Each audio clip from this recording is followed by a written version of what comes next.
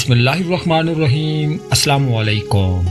آپ دیکھ رہے چینل آواز دل اور میں ہوں آپ کا دوست، آپ کا اپنا آفتاب عارف۔ ہمیشہ کی طرح اپنے اللہ کے حضور خلوص قلب سے دعا گو ہوں کہ اللہ پاک آپ سب کو اپنی حفظ و امان میں باخیر و عافیت رکھے، دکھوں غموں اور پریشانیوں کی پرچھائی بھی آپ تک نہ پہنچنے پائے۔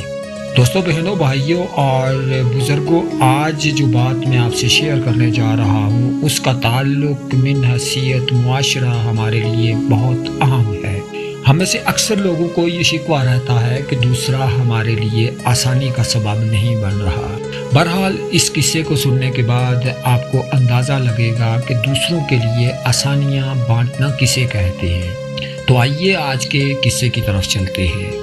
آج وہ اپنی تمام تر مصروفیات کو پس پشت ڈال کر درویش کے پاس سے پہنچا تھا۔ جب اس کی باری آئی تو اس نے دونوں ہاتھوں سے مصافحہ کیا، بلا تمید درویش سے دعا کے لیے کہا۔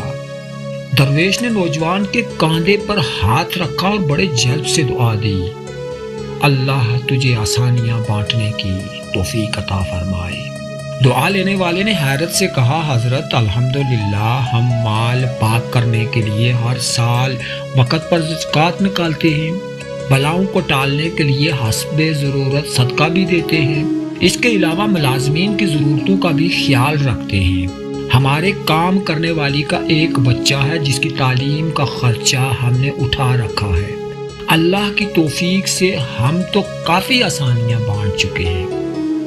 درویش تھوڑا سا مسکرایا اور بڑے دھیمے اور میٹھے لہجے میں بولا، میرے بچے، سانس، پیسے، کھانا، یہ سب تو رزق کی مختلف قسمیں ہیں، اور یاد رکھو رازق و رزاق صرف اور صرف اللہ تعالیٰ کی ذات ہے، تم یا کوئی اور انسان یا کوئی اور مخلوق نہیں۔ تم جو کر رہے ہو اگر یہ سب کرنا چھوڑ بھی دو تو اللہ تعالیٰ کی ذات یہ سب فقط ایک ساتھ میں سب کو عطا کر سکتی ہے۔ اگر تم یہ کر رہے ہو تو اپنے اشرف المخلوقات ہونے کی ذمہ داری ادا کر رہے ہو۔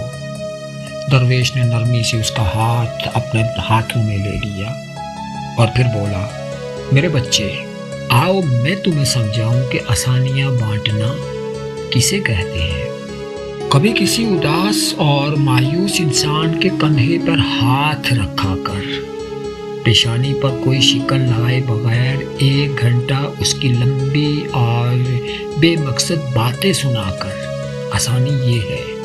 اپنی ضمانت پر کسی بیوہ کی جوان بیٹی کے رشتے کے لیے سنجیدگی سے تگ و دو کرنا آسانی ہے۔ صبح دفتر جاتے ہوئے اپنے بچوں کے ساتھ محلے کے کسی یتیم بچے کو اسکول لے جانے کی ذمہ داری لینا، یہ آسانی ہے۔ میرے بچے، اگر تم کسی گھر کے داماد یا بہنوئی ہو تو خود کو سسرال میں خاص اور افضل نہ سمجھنا، یہ بھی آسانی ہے۔ غصے میں بپھرے کسی آدمی کی کڑوی، کسلی اور غلط بات کو نرمی سے برداشت کرنا، یہ بھی آسانی ہے۔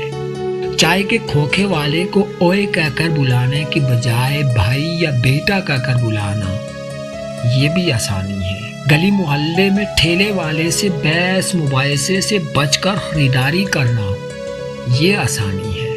تمہارا اپنے دفتر، مارکیٹ یا فیکٹری کے چوکیدار اور چھوٹے ملازمین کو سلام میں پہل کرنا، دوستوں کی طرح گرم جوشی سے ملنا، کچھ دیر رک کر ان سے ان کے بچوں کا حال احوال پوچھنا، آسانی یہ ہے۔ ہسپتال میں اپنے مریض کے برابر والے بستر کے انجان مریض کے پاس بیٹھ کر اس کا حال احوال پوچھنا اور اسے تسلی دینا، یہ بھی آسانی ہے۔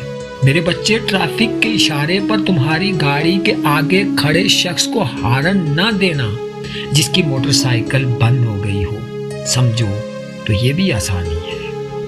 درویش نے حیرت میں ڈوبے نوجوان کو شفقت سے ہاتھ پھیرا اور سلسلہ کلام جاری رکھتے ہوئے اسے دوبارہ اپنی طرف متوجہ کرتے ہوئے بولے، بیٹا جی، تم آسانی پھیلانے کا کام گھر سے کیوں نہیں شروع کرتے؟